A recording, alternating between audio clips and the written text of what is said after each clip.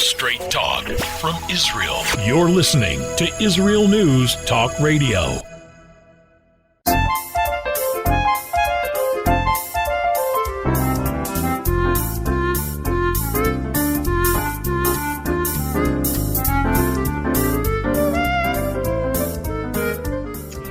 Good morning. My name is Andrea Simantov, and you are listening to Pull Up a Chair on Israel News Talk Radio.com. I may add, the only place where you can count on honest news, honest heartbeat, and really the passion from the land of our fathers. I want to start off and say good morning to the United States. Actually, it's nighttime.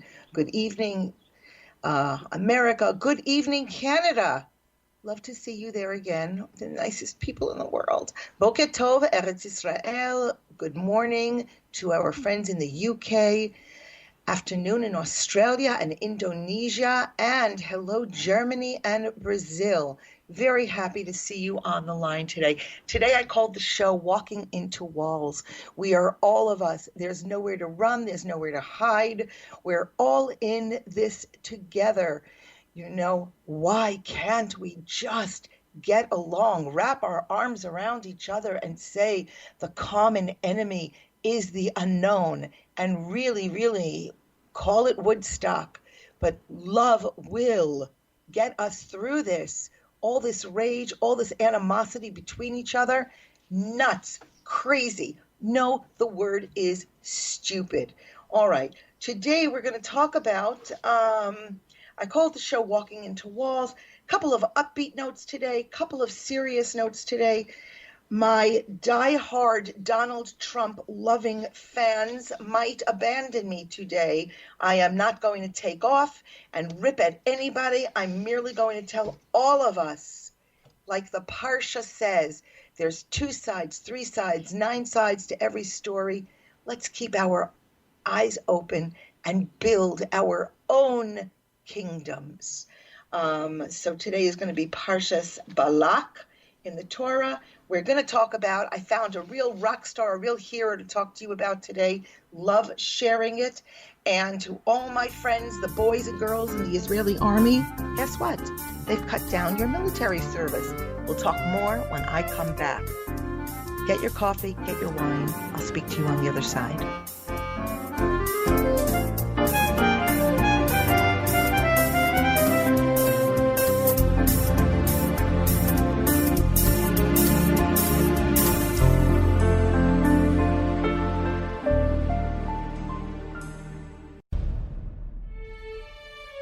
Israel is located in one of the most volatile areas in the world.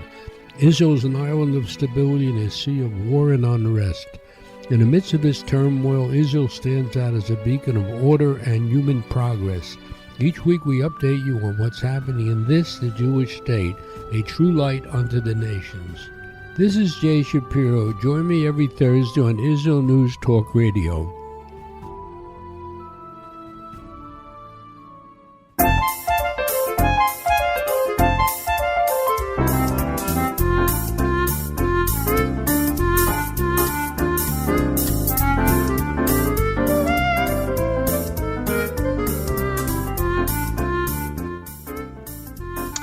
Okay, we are back. Andrea Simantov speaking with you from Jerusalem, Yerushalayim, the holy city, the land of the Jewish people promised to us by God. So happy that you are listening in. And you know what? Listen, the chat room is open. Go into the chat room. Don't just listen to the show. Go into the chat room. You don't have to call. You even can be anonymous. Here we have somebody calling himself Confused Guest. We have people called Guest 9816. People, just come in there, but then tell me where you're listening in from. It really is exciting. I may be a lot of negative things, but you know what I really am? I'm excited to have you listening in, and it is indeed an honor. Okay, the world isn't going crazy. The world is attempting to stop, and some of us are pretending that it's business as usual. I have to tell you, it is very difficult. I have an article today written by Mayan Jaffe Hoffman, who she's not a shock jock by any stretch of the imagination. She's a real solid. She's one of the editors of the Jerusalem Post. But one of the things she talks about, she says the title, I don't know if she names the title, Israel on the Precipice of a Disaster. Oh boy, we were a little smug. I am not proud. Little bit shamefaced. We were smug. The world was infected left, right, left, COVID-19 running amok.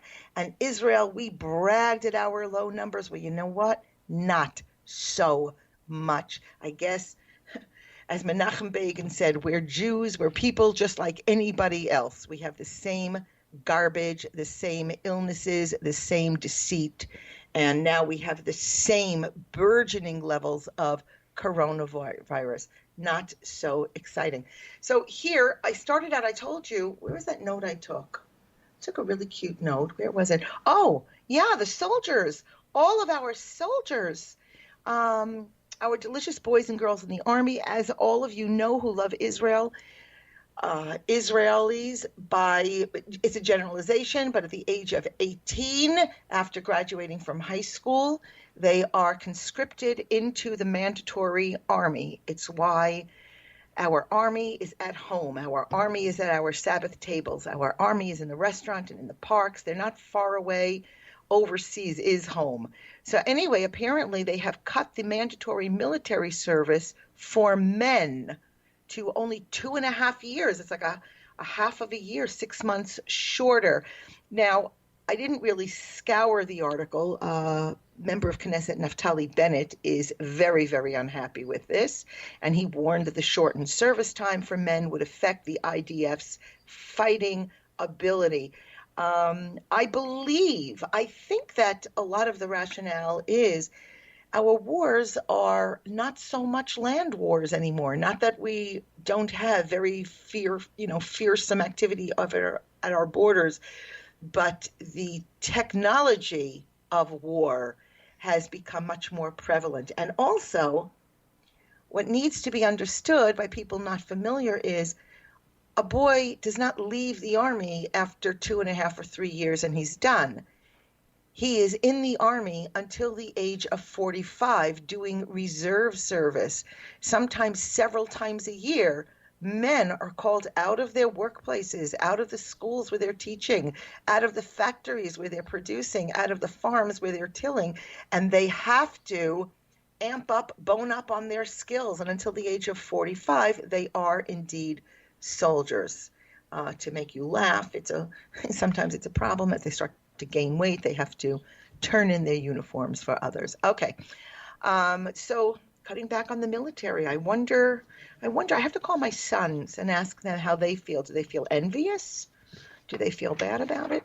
All right, we talked about, so we have Donald Trump listening in from the White House. Donald, I have such not good things to say about you today. All right, okay. Oh gosh, I love you guys. I love you telling me that you're listening in. It really does make a difference. So I understand that Indonesia is listening in. So Indonesia, in Israel, we don't have like a good history with Indonesia so much. We're told that you don't love us that much. Nevertheless, I read an article this week, nothing to do with Jews, Judaism, or Israel. What a respite. And Indonesia, maybe I shouldn't tell, is one of the top, it's rated as one of the top 15 places in the world for Westerners with $200,000, a mere $200,000 to retire. I read about your health system, about what's required to stay there, your long-term visas. So I may show up at your door, Indonesia. All right, let's go see. What else do we have? Oh, yeah. So one of the things that the other thing that was a little bit upsetting to me, the show is again called Walking into Walls. The things we took for granted. I know last week I spoke about, I didn't know that I'm such a hugger until hugging was taken away from me.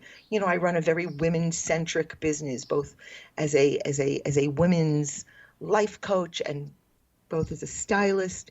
And one of the things that we women do is we tend to hug You know, we share our hearts, we cry, we weep, we tell about how crappy our children are, how impossible our husbands are, how impossible it is to find a husband. You get the drill.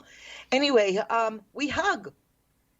And we're not doing that anymore. We're sweaty, we're wearing our masks, we're taking temperature, and it's not the same. Even in coaching, I mean, clearly when I'm working personally on a woman and her style, she's here in my presence. But when it comes to coaching and counseling somebody, we're doing this over Zoom. Thank God for the miracle of Zoom. Thank God for the miracle of, indeed, Skype. But you know what? There's nothing like having a cup of tea with someone in the same space. We're not meant to be alone. Indeed, no man is an island. So one of the things that kind of freaked me out this week was that El Al, the Israel national airline, is shutting down until further notice. At first I heard until I think it was the end of August, but now it seems to be until further notice. Now I naturally, because I'm so positive and so pro-Israel and I have everything, honky-dory to say about Israel, I thought, because it was convenient for me, I thought it was because of coronavirus and the fear of, the spread. Yeah, not so much. It's again striking. It's again salaries.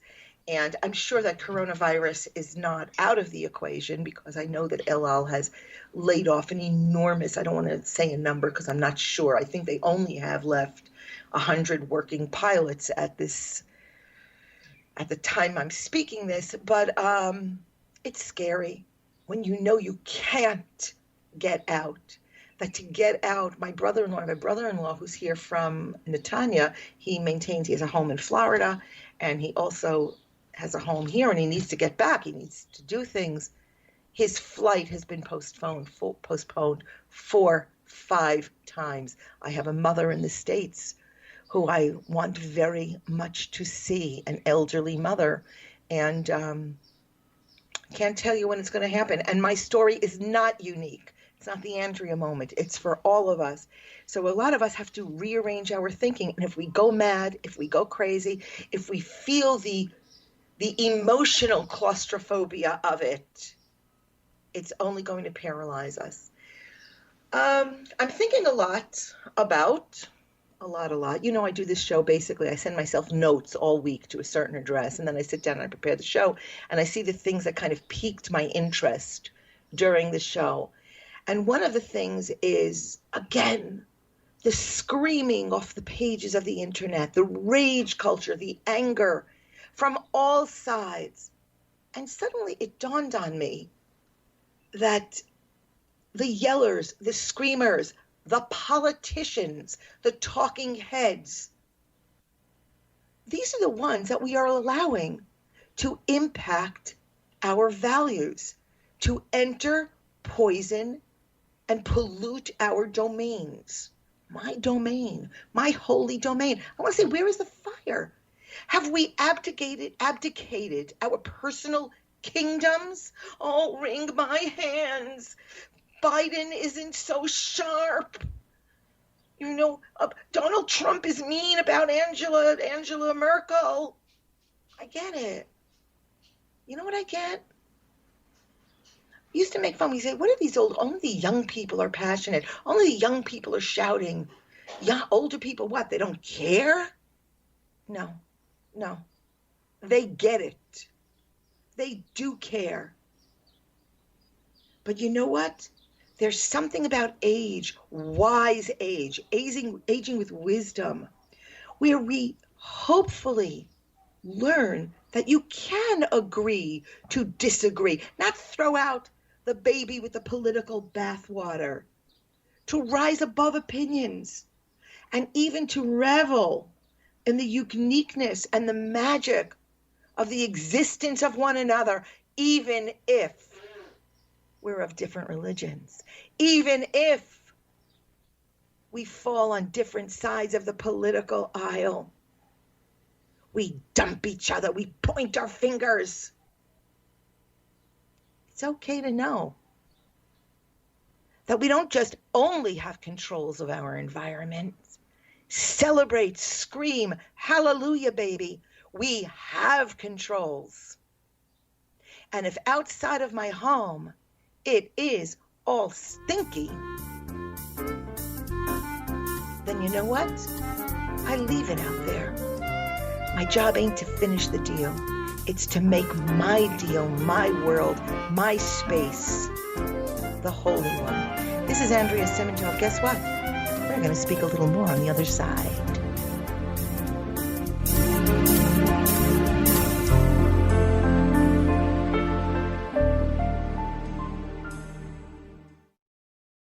The Tamar Yona Show. Tamar? She's sassy. She's smart. She's funny. But she's also a real Jewish mother. Hi, everybody. I'm Tamar Yona. And yes, I can be all of those things. But at Israel News Talk Radio, I'm here to bring you the news stories and guests that you may not hear anywhere else. Join me live on air Sundays, Mondays, and Tuesdays for the most unique and bold talk radio in Israel. The Tamar Yona Show.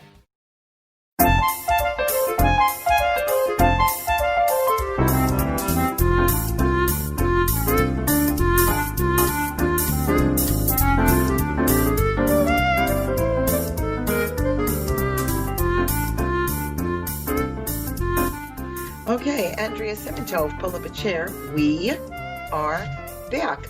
Okay, so for those of you who are just absolutely adoring this show, oh my gosh, Andrea, I can't get enough.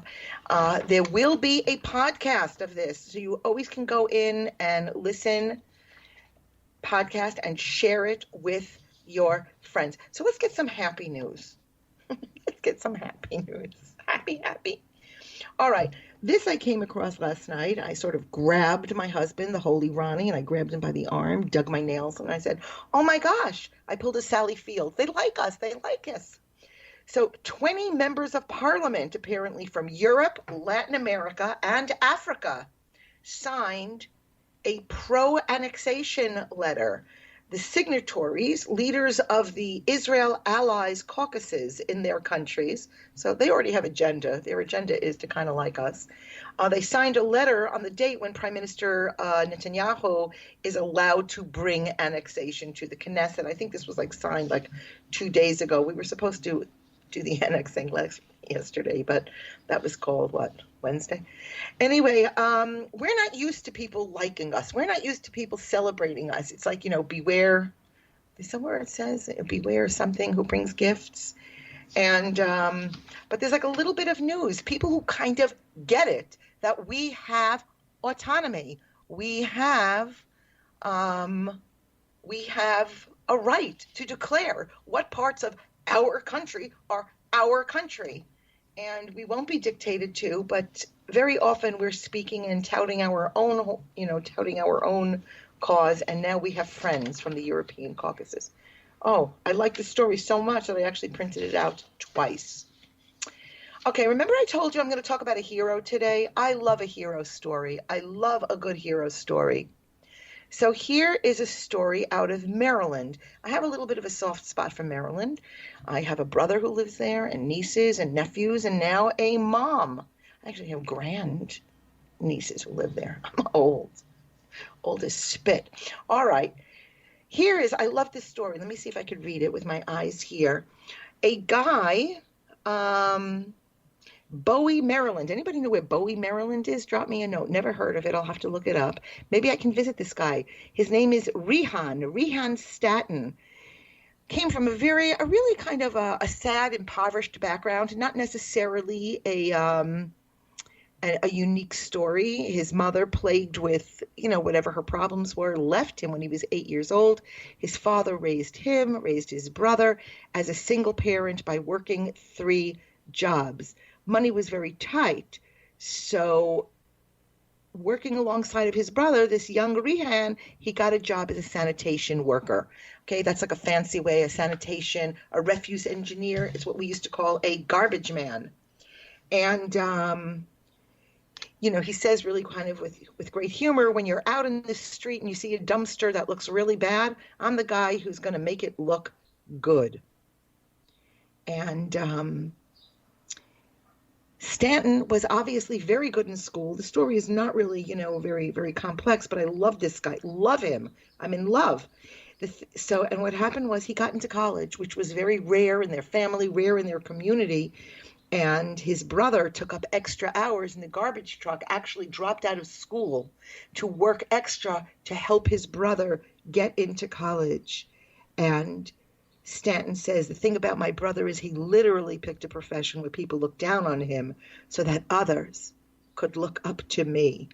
So while he attended the University of Maryland, he still went to work, and he still was a garbage man before class. Sometimes there wasn't even time for a shower, and he would sit on the side of the classroom so that nobody would have to smell him that day. He managed to get all through, gave the commencement speech at his graduation, attending the University of Maryland, the alma mater of my brother.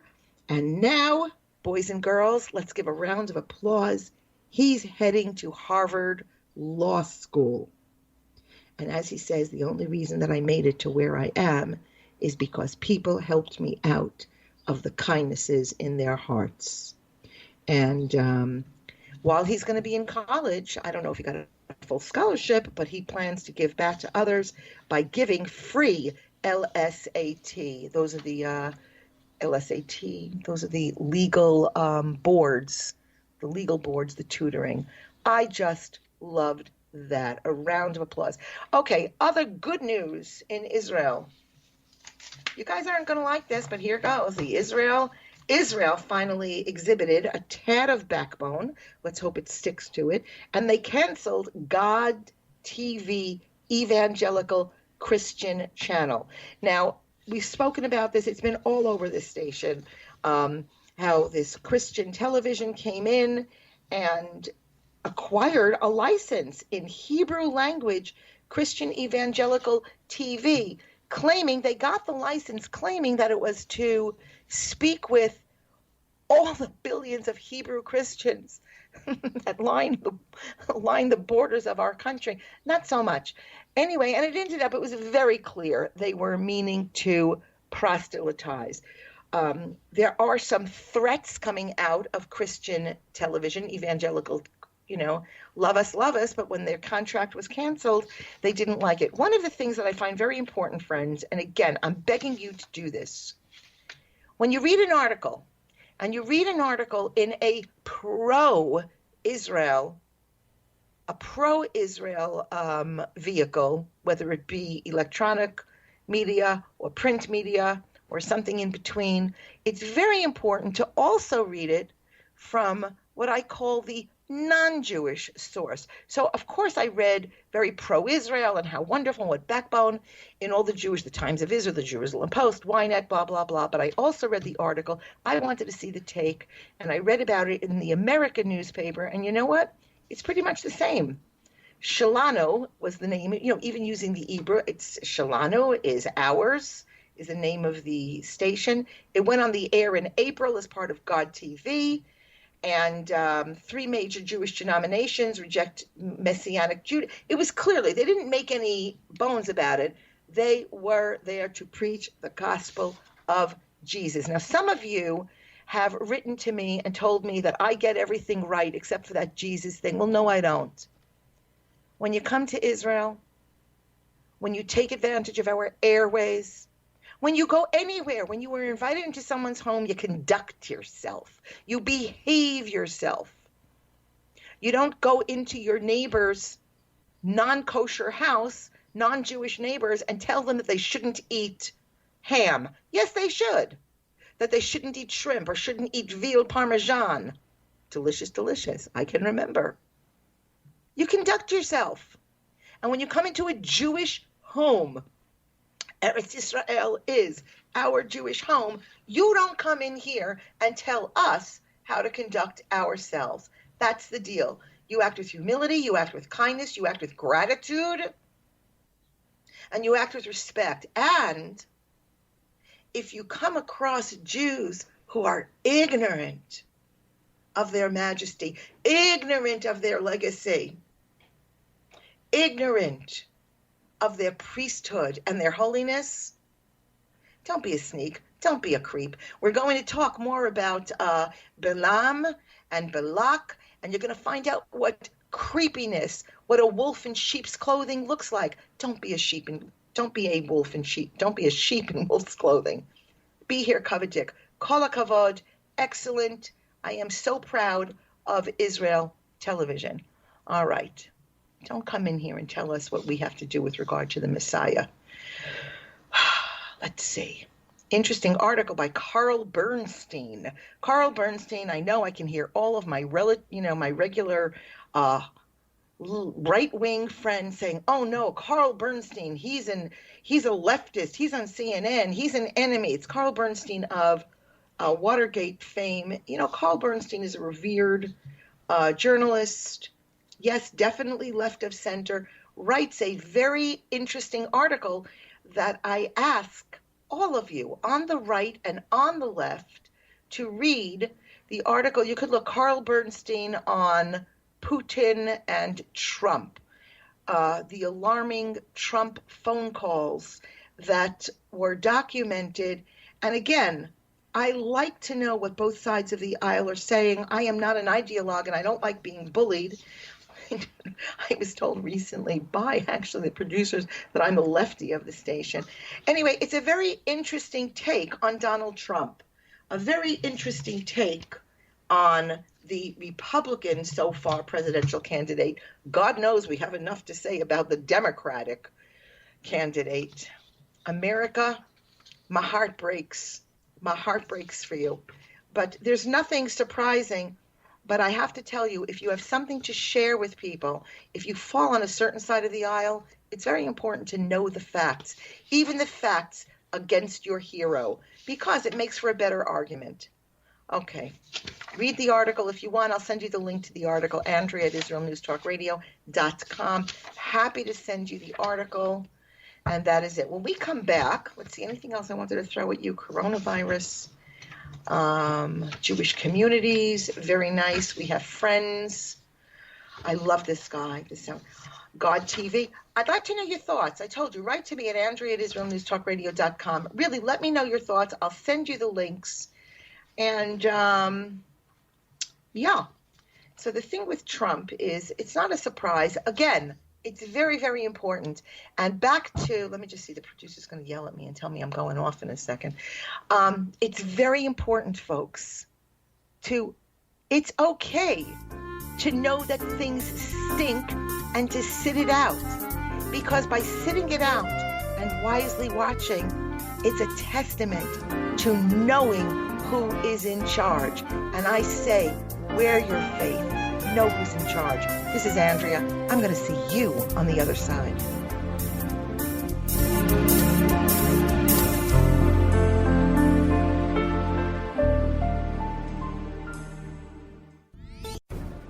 In a time where feelings have become fact, where rational thought and common sense has disappeared, one man stands above it all.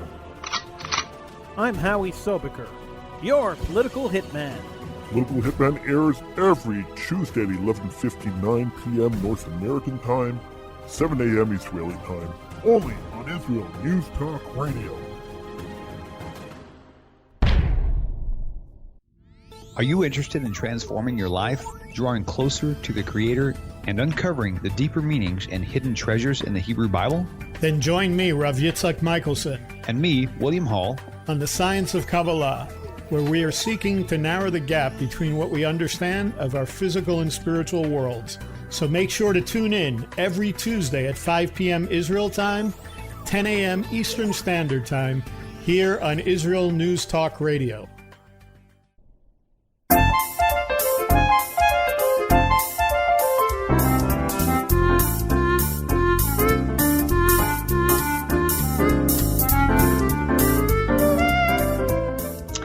And we're back. Andrea Simintov, pull up a chair on Israel News Talk Radio, out of Jerusalem.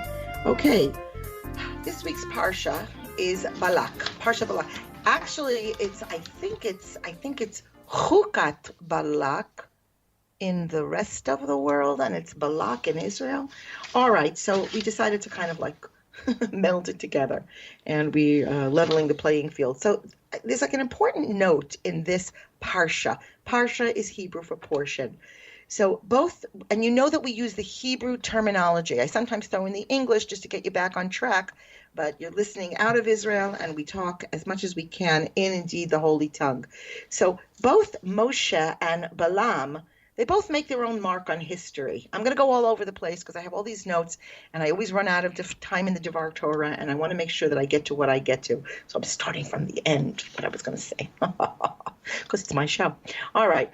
Balaam was given the gift of prophecy by Hashem, and he left a monument of falsehood and trickery. Like, why do you give somebody this gift and make him so capable? And yet, look at how he used it. Not only was he given this gift, but, in one area, the sages agree, he was actually superior to Moshe. Hard to believe. He was the only person to have been privileged to know the exact period of God's anger. Moses didn't have this perception. Why was this? So Rabbi Chaim Volozhin answers, I love this. The eagle and the bat both know the times of the rising and the setting of the sun, but for opposite reasons. The eagle rejoices, celebrates in the sun's rays, while in the darkness he's blind, he's incapacitated. But the bat, of course, finds pleasure only in the gloom and the shadows of the night. A bat shrinks from light of day when his sight dims. Both of them can feel the coming of the dawn, but with different sensations. For the eagle, it means clarity, vision, joy. For the bat, obscurity, confusion, indeed, walking into walls. So the perceptions of Moshe and Balaam, it can be likened to this, in this kind of a contrast. Balaam was very sensitive to the night, to the emotional night, to the spiritual night, as it were, of God's wrath with Israel. Balaam's desire was to curse, and it was, of course, he who was conscious of the exact moments of God's anger. He seized on this moment and he was just delighted. To Moshe, oh my gosh, this moment of wrath was blurred, veiled in darkness and dread. But God's goodness and love was like a radiance or a dawn before Moshe.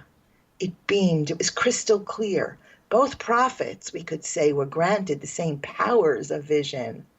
But at that point, the personal qualities and values of each came into play. Balaam, he displays a moral weakness. He displays his greed, his egoism, with his skewered, actually an infantile view of morality. Balaam enters into this conversation with a donkey without any sense that it's even strange or incongruous. He's so puffed up, he's so conceited, he doesn't even perceive how backwards he is morally. Moshe, on the other hand, he leaves a legacy of closeness, morality, complete spiritual perception, and a very sharply defined understanding, almost an intuition of Hashem's will. Their capabilities were very similar, yet their accomplishments sharply contrasted. Rabbi M. Miller views this episode in the Torah. We all know the scene. He draws upon this relationship between talents and moral qualities. Talents are given by God, he says, in his wisdom to each individual according to his purpose and function in the world.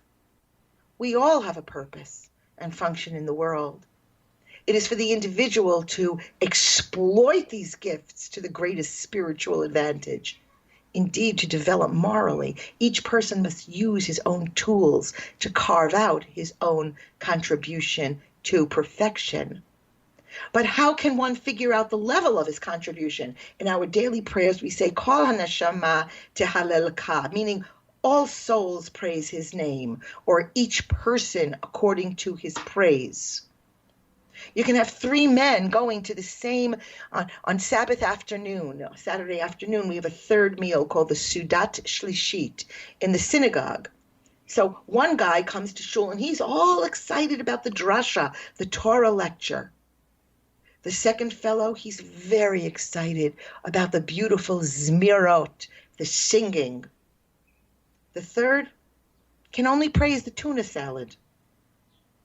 The essence of a person is clear by what he talks about and what excites him. Balaam becomes excited over money, honor, while Moshe became excited. Indeed, he became agitated when his beloved people were suffering or facing divine punishment. It behooves each one of us to ask, what will our contribution be? What is going to be my monument? Maybe it can be found in the things that excite us. To get down to the brass tacks. Is that it, the brass tacks? The brass tacks? No, the brass tacks. T-A-C-K-S. Of the Parsha. There's an old adage in both Judaism and also the non-Jewish world. You know how it goes. I can deal with my enemies, but Lord, please help me with my friends. The problems, this is exactly what figures in this week's Parsha. It's not so much Balak, the king. He's clearly an anti-Semite. Okay, he's an enemy. We know his type. We get it. But Balaam, whose mouth utters blessings, kindness, compliments. Why, thank you very much. Hypocrisy, well, doesn't that abound in the world? And don't be surprised when we see hypocrisy in our personal lives and also our national lives. Remember, I was talking about all of these parliament members who say to Israel, we love you, go and do. Just be cautious. Balaam's blessings are seductive to our ears. He was indeed, he spoke in poetry. He was a wordsmith. Everyone likes to hear compliments, even when we know deep down that maybe they're not really sincere. Maybe it's not really what they mean. Balaam's praises led us to disasters and death for thousands of Jews. And eventually he was killed by the very people that he blessed with his false praise. All of us have a lot of acquaintances. I do. But really good, reliable, truthful, loyal friends, that's a rare commodity. And if that's true, even regarding personal matters and friends, how true is it when regarding nations, when regarding allies? There's a very well-known and a very accurate description of the situation. I beg you, friends, take this into every aspect of what we speak about on both my show and in this station. There are no friendships between nations. There's only interests. Balaam's interest was to destroy us, even with kindness and blessings if necessary. Today, so many Jews foolishly succumb. We just succumb to that, but they like us. We still treasure his words of how goodly are our tents and our dwelling places. Yet deep down in our souls, we are aware of his enmity, his poisonous hatred of us. Balaam is just a forerunner of many others of his type, of the centuries to unfold. Israel is a minority in the world today, very small state. Of course, we're crazy. We desire friends. We want acceptance. We're always renegotiating our ways, our policies, our speeches, our acts, our actions. Somehow it'll appeal to those who say, gee, those Jews are not so bad. Balaam himself informed us that we're pursuing an unattainable object.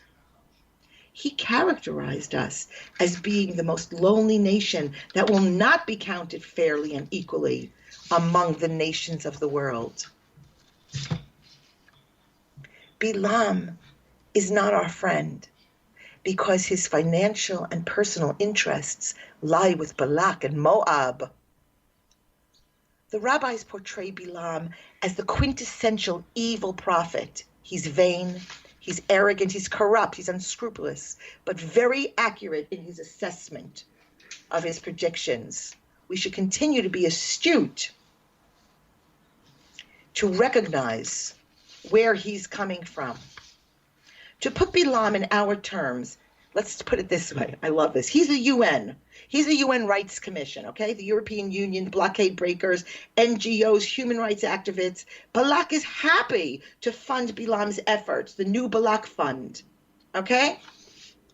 Balak is convinced, the king, that if he can't conquer and destroy the Jewish people by direct aggression, he'll be able to do it through guile, through falsehood, through demonization and delegitimization. That's the big word today. Balaam is Balak's default weapon against Moshe and Israel. Insults become praise. The destruction of Judaism and the Jewish people, that's been an age-old object of many Balaks and Balams. It still exists today. Cannot be denied. They're still hard at work with their schemes, but somehow deep in our souls, my friends, we know that the curses will be transformed into blessings, and eventually enmity, hatred toward us will subside and evaporate. May we be privileged to transform the Balams of today into friends of tomorrow. Shabbat Shalom u Mivorach.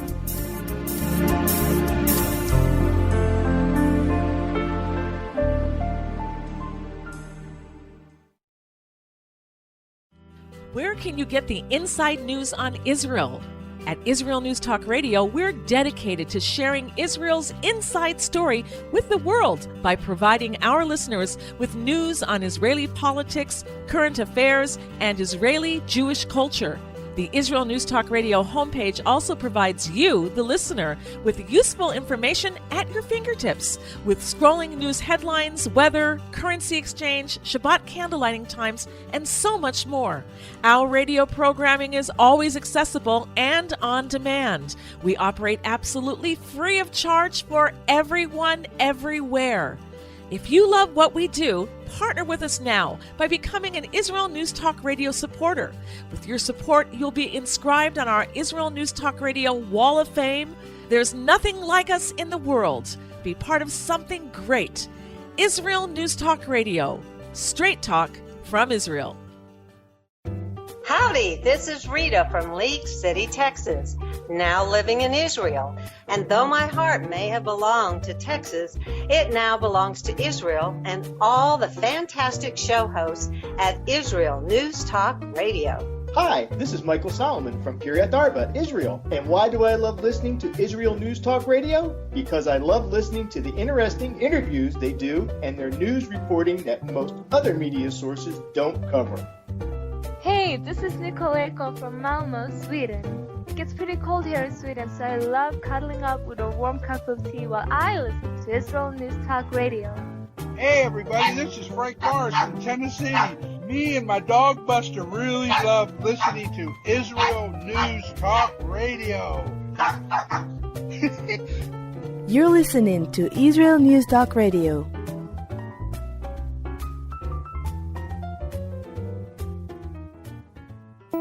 News, opinion, and more. You're listening to Israel News Talk Radio.